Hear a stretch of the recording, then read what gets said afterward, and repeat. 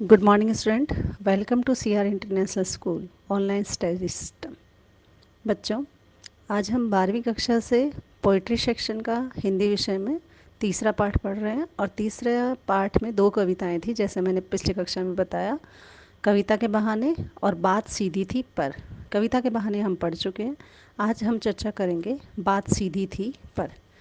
इस कविता में कवि ने ये बताना चाहा है कि जब भी हम किसी के सामने अपनी बात कहनी होती है तो हम किस तरीके से कहें। बात हमेशा हमें श्रोता हो चाहे पाठक हो, वहाँ तक अगर हमें पहुँचानी है तो बात को हमें सहज और सीधे तरीके से कह देना चाहिए, उसमें बनावटीपन ना हो। ठीक है।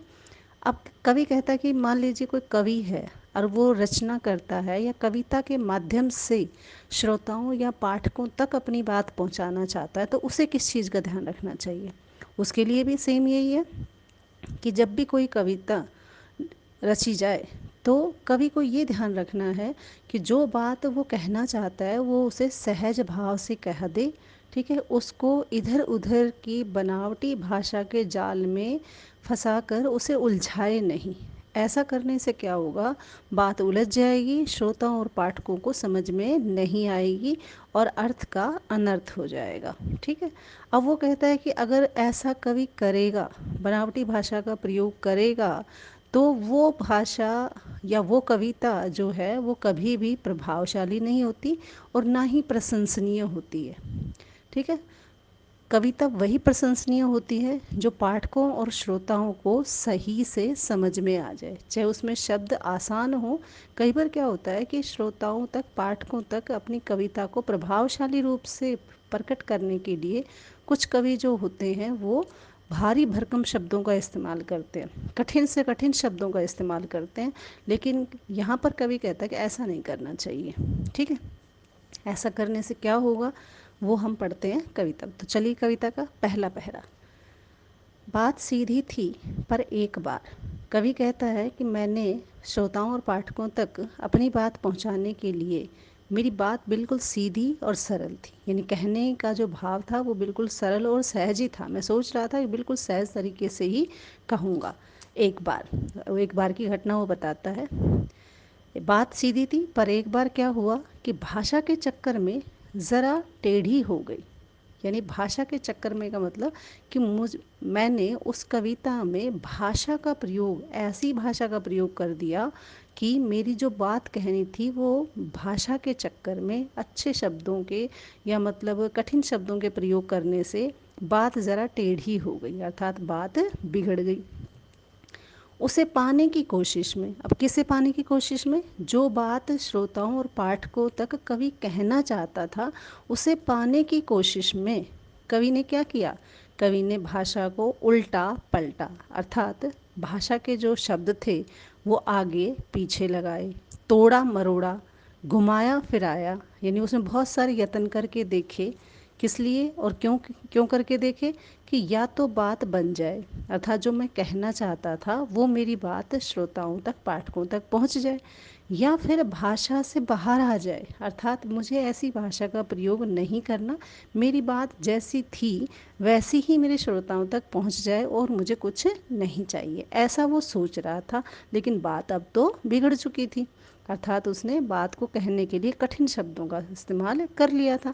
अब कठिन शब्दों में कहकर फिर वो अपनी सरल बात पर नहीं आ सका, तो ऐसे में क्या हुआ, बात बिगड़ गई। लेकिन इससे भाषा के साथ साथ बात और भी पेचीदा होती चली गई। कहते ना तो बात कह पाया और ना ही बात जो है वो भाषा से बाहर आ पाई, अर्थात सीधे और सरल तरीके से बता पाया। ऐसे में भाषा के साथ साथ, यानी भाषा तो बिगड़ गई, लेकिन इसके साथ साथ बात और भी पेचीदा हो गई, अर्थात जो बात कहनी थी अब वो कहने में उसे और भी मुश्किल आने लगी कि बात को कैसे कहूँ। यानी किसी तरह से शुरुआत ही नहीं हो रही थी, श्रोता और पाठकों को समझ में ही नहीं आ रही थी। ठीक है। अब चलते हैं दूसरे पहरे पर। सारी मुश्किल को धैर्य से समझे बिना। अब यहाँ पे धैर्य का इस्तेमाल क्यों किया, क्योंकि आप भी किसी कवि सम्मेलन में जाते हैं, ठीक है, या किसी श्रोता न सॉरी किसी कवि की रचनाओं को जब आप सुनते हैं या पढ़ते हैं, तो कहते हैं ऐसे किसी कवि की रचनाओं को जब वो कोई सुन रहा होता है, तो अगर वो बीच में अटक जाए, ठीक है, या बीच में रुक जाए, किसी भाषा का प्रयोग करने के लिए कुछ कहना चाहे, तो फिर ऐसे में तो जो श्रोता होते हैं वो रुकते नहीं हैं, ठीक है, इसलिए सभा में हंगामा हो सकता है। तो उसने सोचा कि सारी मुश्किल को धैर्य से समझे बिना, उसके पास इतना समय नहीं था कि वो तसल्ली से अपनी परेशानी को समझ सके कि मैं कर क्या रहा हूँ, अर्थात मैंने क्या कह दिया, मैं कैसे सुलझाऊँ इस बात को, इतना उसके पास समय नहीं था। इसलिए उसने सारी मुश्किल को बिना चिंतन किए, बिना बुद्धि के सोचे समझे बिना ही, मैं पेज को खोलने की बजाय, अब यहाँ पे पेज को खोलने का मुहावरा है, तो पेज को खोलने की बजाय का मतलब बात को सुलझाने की बजाय क्या करने लगा, मतलब सुलझाने की बजाय उसने क्या किया, उसे बेतरह कसता चला गया, अर्थात उसको और ज़्यादा कठिन बनाता चला गया। कसना का मतलब टाइट करना, तो भाषा को और कठिन और कठोर बनाता चला गया। क्यों करता चला गया, अब कह रहा है क्योंकि इस कर्तव्य पर मुझे, मुझे यहाँ पर कवि के लिए इस्तेमाल किया गया, क्योंकि इस कर्तव्य पर, कर्तव्य का मतलब तमाशा, ठीक है, या कोई काम जो वो कर रहा था या करामात जो वो दिखा रहा था, कहते हैं मुझे इस कार्य के करने पर या मेरी करामात पर या मेरे इस तमाशे पर मुझे साफ साफ सुनाई दे रही थी, मुझे साफ साफ सुनाई मतलब श्रोता जो थे वो उनकी जो है तालियों की गड़गड़ाहट मुझे साफ सुनाई दे रही थी। क्या, तमाशबीनों की शाबाशी। अब तमाशबीन क्यों कहा, क्योंकि वो सारे श्रोता तमाशा बना रहे थे, किसका, कवि का। अब कवि तमाशा कैसे बना, कवि तमाशा इसलिए बना कि कवि बात कहना चाहता था लेकिन बात कह नहीं पा रहा था, ठीक है, बार बार बिगड़ रही थी उसके सेंटेंस, उसके वाक्य जो वो बनाना चाह रहा था वो नहीं बन पा रहे थे। तो तमाशबीनों को और कुछ नहीं, तो उन्होंने क्या कहा, शाबाश बहुत बढ़िया बोल रहा है, बहुत बढ़िया बोल रहा है, लगा रहे बहुत बढ़िया बोल रहा है, ठीक है, और वाहवाही भी देने लगे, वाह क्या खूब कवि है, अच्छा कवि है, ये है, यानी मनोबल बढ़ा रहे थे। तो यहाँ पर व्यंग किया गया है उस कवि पर, ठीक है, यानी वो जो तमाशबीन लोग थे वो मेरा तमाशा बना रहे थे। इसका उदाहरण मैं अगर आपको दूं, तो कई बार क्या होता है कि प्रार्थना सभा में जब किसी बच्चे से कहा जाता है कि बेटा कल आपको ये चीज़ बोलनी है, और वो हड़बड़ाहट में बोलना तो कुछ चाहता है लेकिन बोल कुछ और जाता है, ठीक है, और फिर उस गलती को सुधारने के लिए वो कहीं ना कहीं से जोड़ जुगाड़ करके उस बात को कहना चाहता है, और फिर जो सभा में जो आपके विद्यार्थी गण बैठे होते हैं श्रोता के रूप में, वो हंसते हैं, ठीक है, जब वो स्टेज से उतर के जाता है आप लोगों के बीच में पहुंचता है, तो आप कहते हैं वाह बढ़िया गाया, बढ़िया गाया, अच्छा गाया, अच्छा, ठीक है, या अच्छा बोला तूने, ठीक है, या वाह वाह क्या बोला। अब वाह वाह क्या बोला वो तो आपको ही पता है क्या बोला है उसने। तो इस तरह के व्यंग रूप में कहा गया है कि वो जो लोग थे वो मेरा तमाशा बना रहे थे और मेरे तमाशे पर मुझे शाबाशी भी दे रहे थे और वाहवाही भी कर रहे थे, ठीक है। इसलिए कहता है मैं बिना धैर्य से अपनी बात कहते चला गया, आखिरकार वही हुआ जिसका मुझे डर था। अब कवि कहता है कि आखिर में जो होना था वो हुआ, और उसका मुझे डर भी था कि वास्तव में ऐसा ही होगा। ऐसा क्या होगा कि अगर हम बिना सोचे समझे कठिन शब्दों का अपनी कविताओं में प्रयोग करेंगे, ठीक है, या अपनी बात को कहने में कठिन शब्दों का प्रयोग करेंगे, तो बात बिगड़ेगी। ये कवि को पता था, लेकिन उसने सोचा कि मैं एक अच्छा कवि हूँ, ठीक है, और मैं प्रभाव जमाने के लिए श्रोताओं में अच्छे अच्छे बड़े बड़े शब्द, ठीक है, कठिन और प्रभावशाली शब्द उसमें जोड़ूंगा, तो श्रोता जो है मेरे मंत्रमुग्ध हो जाएंगे, ठीक है। लेकिन उसे नहीं पता था कि ऐसा क्या हो जाएगा। ऐसे में उसको डर था कि कहीं मेरी बात बिगड़ ना जाए, ठीक है, उसको विश्वास था मैं सुधार लूँगा, लेकिन ऐसा हुआ नहीं। आखिरकार वही हुआ जिसका उसे डर था। डर क्या, कि बात बिगड़ गई, ठीक है, जोर ज़बरदस्ती से बात की चूड़ी मर गई, ठीक है। अब ज़्यादा जोर ज़बरदस्ती की तो बात की चूड़ी मर गई, अर्थात बात प्रभावहीन हो गई, उस बात का कोई मतलब ही नहीं रह गया। कहाँ से शुरू की थी कहाँ ख़त्म होनी थी कुछ आता पता ही नहीं चला। अब कई बार आपने भी देखा होगा कि आप कोई कील लेते हो पेच वाली, ठीक है, और उसे आप दीवार में गड़ाना चाहते हो, ठीक है, तो आप गड़ाते रहोगे, आप उस पर ज़ोर ज़बरदस्ती करते रहोगे, तो आप पेचकस से कई बार उसे नट को कसने की कोशिश करते हो।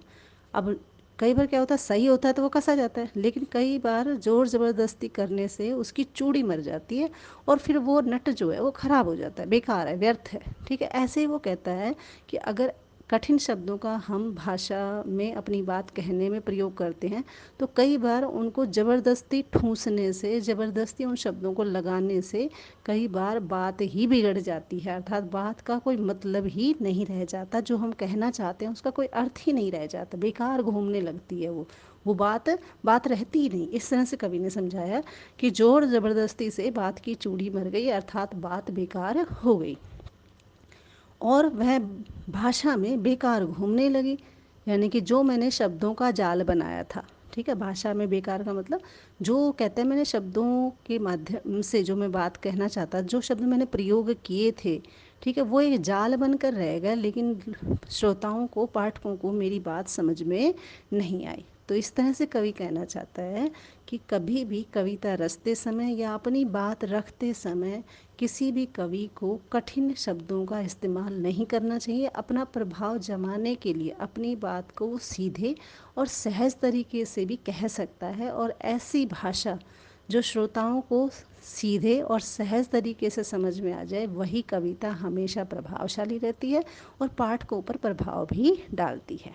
ठीक है, तो बाकी इसका जो थोड़ा हिस्सा है वो हम अगली क्लास में पढ़ेंगे।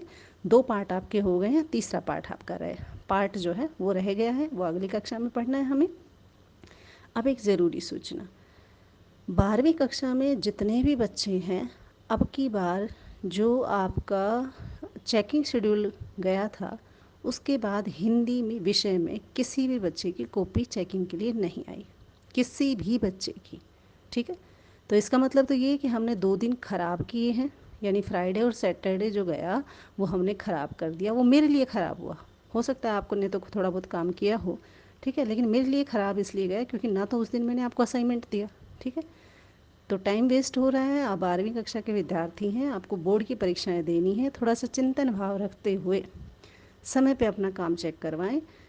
अगर ऐसा लग रहा है कि पूरा नहीं था इसलिए नहीं भेजा, ठीक है बेटा, तो जितना हो गया था उतना भेज देते, ठीक है, और जितना हो रहा है उतना भेज दो। अभी भी आप चेकिंग के लिए अपना काम मेरे व्हाट्सएप पर नंबर पर नहीं है तो अपनी क्लास टीचर से ले लेना। मेरे व्हाट्सएप नंबर पर आप भेजेंगे जितना है, ठीक है, पीडीएफ बनाकर, और जब भेजें तो पीडीएफ भेजने के बाद उसके नीचे एक मैसेज छोड़ना है कि मेरा नाम ये है, मेरा रोल नंबर ये है, ठीक है, मेरी क्लास ये है। क्योंकि कई बार ऐसा भी है कि बहुत सारे आ जाते हैं, क्योंकि मैंने नंबर नाम सेव नहीं कर रखे हैं आप लोगों के, तो मुझे पता नहीं चलेगा कि किस बच्चे की कौन से क्लास से किस रोल नंबर की कॉपी आ रही है। इसलिए आप अपना रोल नंबर आपके शायद 11वीं वाले ही होंगे, इसलिए आप चिंतित करने की ज़रूरत नहीं है। फिर भी किसी को डाउट हो तो आपकी क्लास टीचर जो हैं आप उनसे बात करें, मेरे नंबर उनसे ले लें, व्हाट्सएप नंबर, और मेरे नंबर पर आप अपना होमवर्क चेकिंग के लिए भेज सकते हैं।